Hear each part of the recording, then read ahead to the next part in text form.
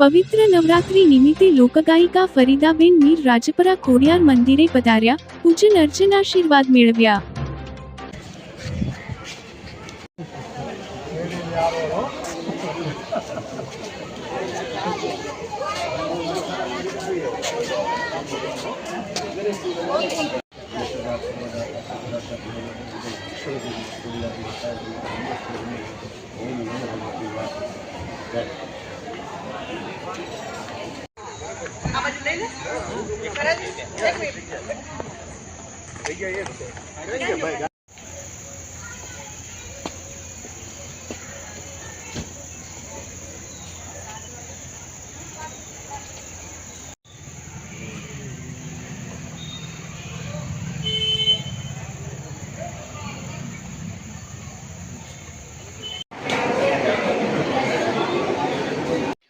નમસ્કાર, જય માતાજી, જય ખોડિયાર મિત્રો. હું છું ફરીદા મીર. આજે હું આવી છું રાજપરાના આંગણે, જ્યાં મારી કુળદેવી ખોડિયાર બિરાજમાન છે અને હું માટેલ અથવા રાજપરા અવારનવાર આવતી હોઉં છું. પણ આજે આઠમના દિવસે વરસાદના કારણે નવરાત્રિ પણ પોસ્ટપોન રહી છે, એટલા માટે મને એક લાવો મળી ગયો છે. નહીં તો હું દિવસ દરમિયાન આવી જતી હોઉં છું, પણ સાંજનો લાવો મળ્યો છે આઠમના આવવા માટે અને માના આશીર્વાદ લેવા માટે આવી છું.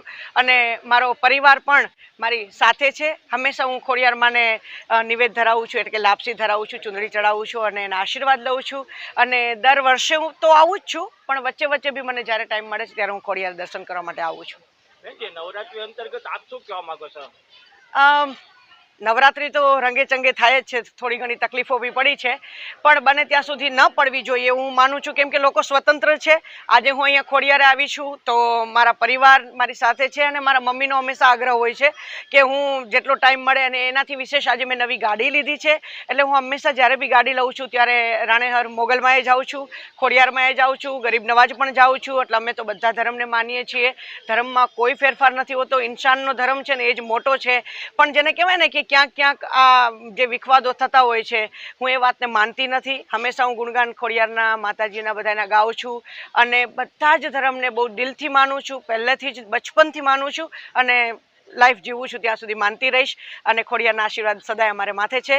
જે લોકો ક્યાંક એક પ્રશ્ન છે, માતાજી અંતર્ગત આપણે એક ગીત ગાઈ દે છે ને, મારું પસંદનું ગીત ગાઈ દઉં અને આજુબાજુમાં મારું ઓડિયન્સ બી ઊભું છે, મારું ચાહનારો વર્ગ બી એવી મજા લેશે. ત્યારે જે મને અનુભવ થઈ રહ્યો છે એવું હું એક સોંગ સંભળાવું.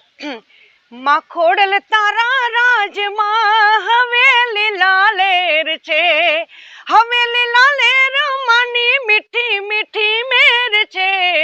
માં ખોડલ તારા રાજમાં હવેલી લાલેર છે. જય ખોડિયાર.